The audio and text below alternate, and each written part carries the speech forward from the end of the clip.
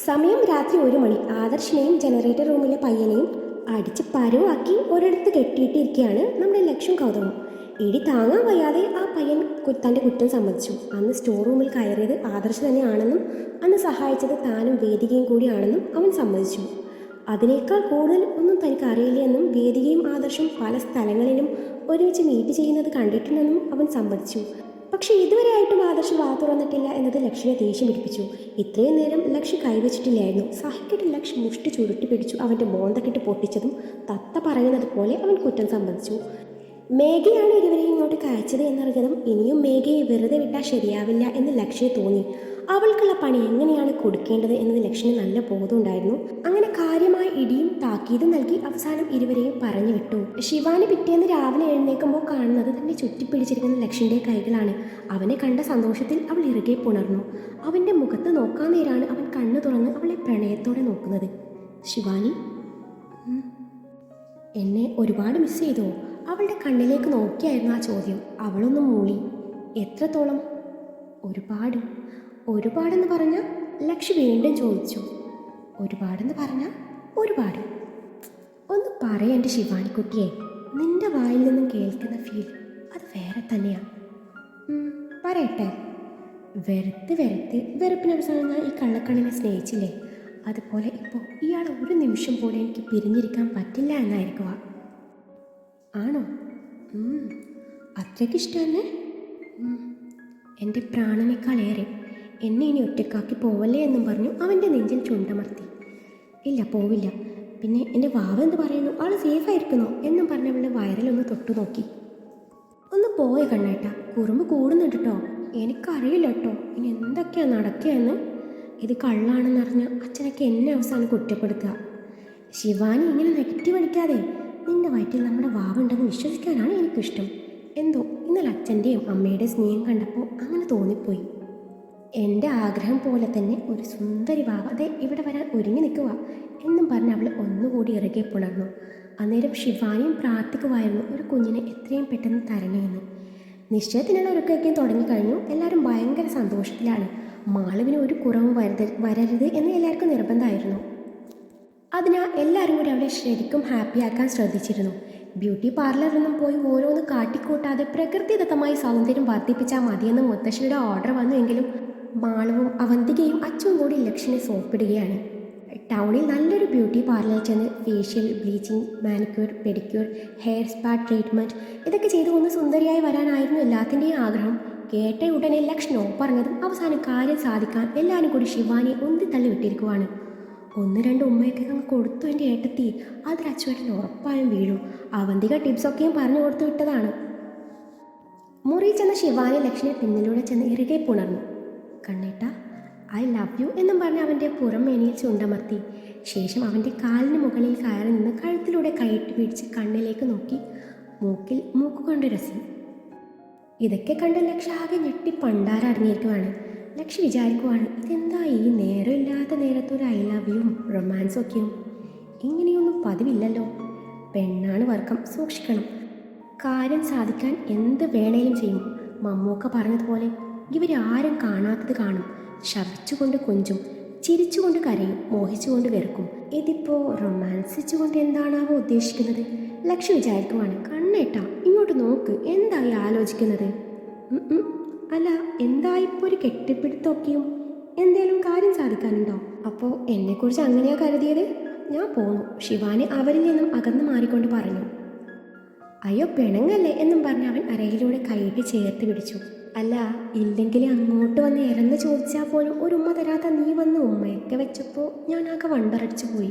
അത് പിന്നെ കണ്ണേട്ടാ, എനിക്കൊരു കാര്യം പറയാനുണ്ട്. പക്ഷേ അതിനു വേണ്ടിയുള്ള സോപ്പിടലൊന്നുമില്ല കേട്ടോ. ഇത് ഉള്ളിന്ന് വന്നത് തന്നെയാ. ആ ബെസ്റ്റ്. ഇപ്പം എങ്ങനെ ഇരിക്കണ്? ലക്ഷ്യ ചിന്തിക്കാതിരുന്നില്ല. നീ കാര്യം പറ. അത് പിന്നെ കണ്ണേട്ടാ, നേരത്തെ മാളു എന്തോ ഒരു ആഗ്രഹം പറഞ്ഞില്ലേ? മാളുവിൻ്റെ ആഗ്രഹമല്ലേ, പാവം സാധിച്ചു കൊടുക്കൂന്നേ. ശിവാനി അവൻ്റെ കൈയൊക്കെ പിടിച്ചു തലോടിക്കൊണ്ട് പറഞ്ഞു. എൻ്റെ ശിവാനി, അതിൻ്റെ ഒന്നും ആവശ്യമില്ല. ഇതിപ്പോൾ കല്യാണമൊന്നുമല്ലല്ലോ, എൻഗേജ്മെൻ്റ് അല്ലേ. അത്രയും ഭംഗിയൊക്കെ മതി. അല്ലെങ്കിലും ഗൗതം കാണാത്തതൊന്നല്ലല്ലോ അവളെ. അവൻ പറഞ്ഞിട്ടുണ്ട് ഉള്ള ഭംഗി മതിയെന്ന്. പിന്നെ അച്ചുവിനോട് പറഞ്ഞേക്ക് കല്യാണം ആകുമ്പോൾ നോക്കാമെന്ന്. അവളെ കെട്ടാൻ പോണ പയ്യനും വലിയ ബ്യൂട്ടി കോൺഷ്യസ് ഒന്നല്ല. പിന്നെ ഇതൊക്കെ ആരെ കാണിക്കാൻ? പിന്നെ മറ്റേ സാധനം ഉണ്ടല്ലോ അവന്തിക, അവളോട് പറഞ്ഞേക്ക് അവൾ എൻ്റെ കൈ കിട്ടിയ ഭിത്തിയിൽ ഒട്ടിക്കൂന്ന്. അവളുടെ നാക്കിൻ്റെ നീളം ഈയിടെയായി ഇത്തിരി കൂടുന്നുണ്ട്. നിങ്ങളിങ്ങനെ കൃത്രിമമായി സൗന്ദര്യം കൂട്ടാൻ നിൽക്കാതെ നമ്മുടെ പ്രകൃതിയുമായി ഇണങ്ങി ജീവിക്കൂട്ടി. അതുകൊണ്ട് നിങ്ങൾ പോയി വല്ല മഞ്ഞളോ രക്തചന്ദനമോ വാരിത്തേക്കാൻ നോക്ക്. മുടിയിൽ നല്ല ചെമ്പരത്തി താളിത്തേച്ച് കുളിക്കാൻ നോക്ക്. പിന്നെ ഈ പെഡിക്യൂർ മാനിക്യൂർ എന്നൊന്നും പറഞ്ഞു നിൽക്കാതെ നല്ല ചകിരി എടുത്തേ അങ്ങ് കയ്യും കാലും തേച്ചുരച്ച് കുളത്തി പോയി വൃത്തിയായി കുളിച്ചാൽ മതി, എല്ലാം ശരിയായിക്കോളും. കണ്ണേട്ടാ കഷ്ടമുണ്ട് കേട്ടോ, നിങ്ങൾ എപ്പോഴായി നാട്ടിൻ പുറത്തുകാരനായത്? ഞാനും എന്തൊക്കെയോ ചെയ്യണമെന്ന് കരുതിയതാ. ഈ മുടി ഒന്ന് വെട്ടാനും ഉണ്ടായിരുന്നു. ഇത്രയും നീളമൊന്നും വേണ്ട. മുടി വെട്ടിയാലേ നിന്റെ കാല് ഞാൻ വെട്ടും, പറഞ്ഞില്ലെന്ന് വേണ്ടില്ല. പിന്നെ നിന്നെ ഞാൻ കാണാത്തതൊന്നല്ലല്ലോ, കാണാനായി ഒന്നും ബാക്കിയില്ല. പോടുന്നു. ശരിക്കും ഇനിയും ഭംഗി കൂടിയാലേ എനിക്ക് നിന്റെ അടുത്തുനിന്ന് മാറാൻ തോന്നില്ല. അതുകൊണ്ടാ എനിക്ക് ഇത്രയും മതി. പിന്നെ ശിവാനിക്കുട്ടിക്ക് വല്ല മഞ്ഞളൊക്കെയും ദേഹത്ത് പുരട്ടണമെങ്കിലേ പറഞ്ഞാൽ മതി, അക്കാര്യം ഞാൻ ഏറ്റു. അല്ലാതെ വേറൊന്നും നീ എന്നിൽ നിന്ന് പ്രതീക്ഷിക്കരുത്. എനിക്ക് വയ്യ ഡ്രൈവ് ചെയ്ത് അവിടം വരെ പോവാൻ. അവൻ അവളുടെ മുക്കും പിടിച്ച് വലിച്ചുകൊണ്ട് പറഞ്ഞു അവിടെ നിന്ന് പോയി.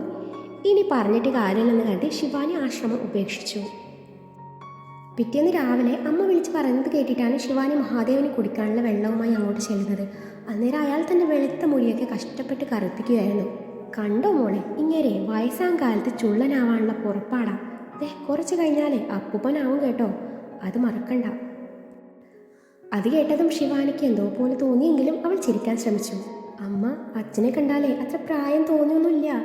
അച്ഛ ഇങ്ങ് തന്നോളൂ, ഞാൻ ചെയ്തു തരാം എന്നും പറഞ്ഞ് ശിവാനി അച്ഛൻ്റെ നരച്ച മുടിയൊക്കെ നന്നായി കറുപ്പിച്ചു കൊടുക്കാൻ തുടങ്ങി. ഇത് കണ്ടുകൊണ്ടാണ് ലക്ഷ്യം അങ്ങോട്ട് വരുന്നത്. അന്നേരം ശിവാനിയും അച്ഛനും കാര്യമായി എന്തൊക്കെയോ പറഞ്ഞ് ചിരിക്കുന്നൊക്കെ ഉണ്ട്. എൻ്റെ അമ്മയെ ഇവർ ഗെറ്റോട്ടടിച്ച് കളഞ്ഞോ? നീ കണ്ടോ, ഇവരിപ്പോൾ കട്ട ചങ്സാണല്ലോ. ലക്ഷ്യം അമ്മയുടെ മടിയിൽ തല വെച്ച് കിടന്നുകൊണ്ട് പറഞ്ഞു. അതെ അതെ, അമ്മായിയപ്പനെ സപ്പോർട്ട് ചെയ്യുന്ന നല്ല ബെസ്റ്റ് മരുമോൾ. കണ്ടില്ലേ മുടി ഡൈ ചെയ്യാൻ സഹായിക്കുന്നത്? വനജ ചിരിയോടെ പറഞ്ഞു. അച്ഛാ മതി, ഇങ്ങനെ പോയാൽ എല്ലാവരും എന്നോട് ചോദിക്കും ഇത് ബ്രദറാണോന്ന്. ആണെന്ന് പറയണം. മഹാദേവൻ ഗൗരവം ഒട്ടും കുറക്കാതെ പറഞ്ഞു. കണ്ട അമ്മ, പ്രായം കുറക്കാൻ അച്ഛന് നല്ല ആഗ്രഹമുണ്ട്. അമ്മ സൂക്ഷിക്കണം. നിങ്ങൾ നോക്കിക്കോ, അച്ഛൻ എത്ര വർഷം കഴിഞ്ഞാലും ഇങ്ങനെ തന്നെ ആയിരിക്കും. അച്ഛൻ മമ്മൂട്ടിയാ. വേണമെങ്കിൽ അച്ഛനോട് എന്നിട്ട് സീക്രട്സ് ചോദിച്ച് മനസ്സിലാക്കിക്കോ.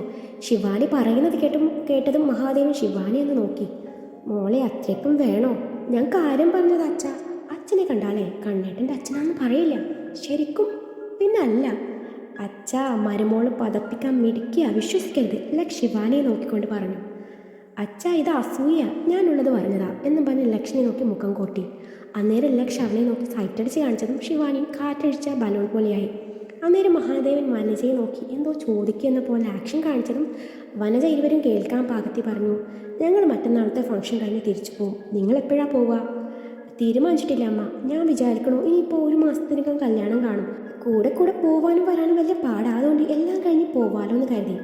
ഓ, അത് നല്ലതാ. പിന്നെ അച്ഛൻ പറയുമായിരുന്നു ശിവാനി മോൾക്ക് ഇനി ഒറ്റക്കൊന്നും വയ്യല്ലോ. നീ ഓഫീസിൽ പോയാൽ അവൾ അവിടെ ഒറ്റക്കാവില്ല. അതുകൊണ്ട് നിങ്ങൾക്ക് അവിടെ വന്ന് താമസിച്ചുകൂടെ എന്ന്. അന്നേരം ഒന്നും മിണ്ടിയില്ല. അല്ല, നിങ്ങൾക്ക് ഞങ്ങളുടെ കൂടെ വന്ന് താമസിക്കാൻ ഇഷ്ടമില്ലെങ്കിൽ വേണ്ട. അച്ഛനത് പറഞ്ഞപ്പോൾ ശിവാനിക്ക് നല്ല വിഷമം തോന്നി. അവൾ ലക്ഷ്മിയൊന്ന് നോക്കി. അച്ഛ, അതുകൊണ്ടല്ല, അവിടെ തൊട്ടടുത്ത് തന്നെയാണല്ലോ അപ്പച്ചിയുടെയും വല്ലച്ചൻ്റെയൊക്കെ വീട്. സത്യം പറഞ്ഞാൽ എനിക്ക് പേടി അച്ഛ, അവരുടെ ഇടയിൽ ഇവളെ കൊണ്ട് താമസിപ്പിക്കാൻ.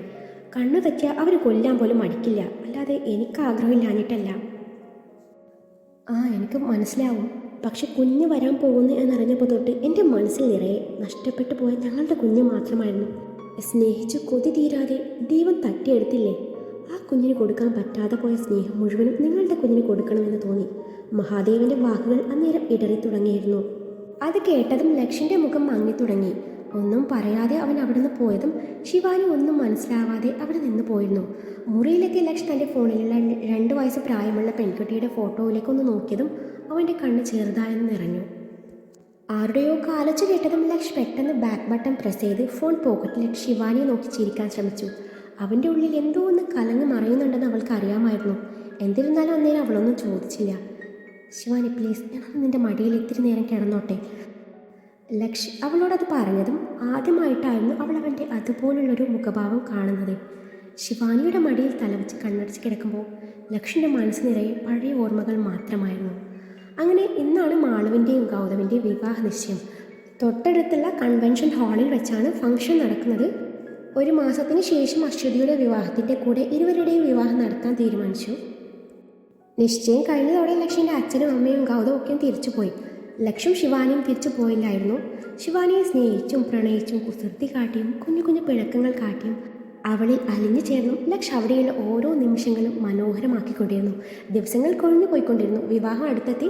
ലക്ഷ് ശ്രാവണനെയും കൂട്ടി തറവാട്ടിലേക്ക് വന്നതും ശിവാനിയുടെ സന്തോഷത്തിന് അതിരില്ലായിരുന്നു. അവനെ ഒരു കൊച്ചു കുഞ്ഞിനെ പോലെ അവൾ പരിചരിക്കുന്നത് കണ്ടതും അവിടെയുള്ളവർക്ക് അത്ഭുതം തോന്നി. ശ്രാവൺ അരുണിൻ്റെയും മാനവൻ്റെയും ആകാശിൻ്റെയും കൂടെ കൂടി. പെട്ടെന്ന് തന്നെ ശ്രാവൺ അവിടുത്തെ ഒരു അംഗത്തെ പോലെ ആയി മാറുകയും ചെയ്തു.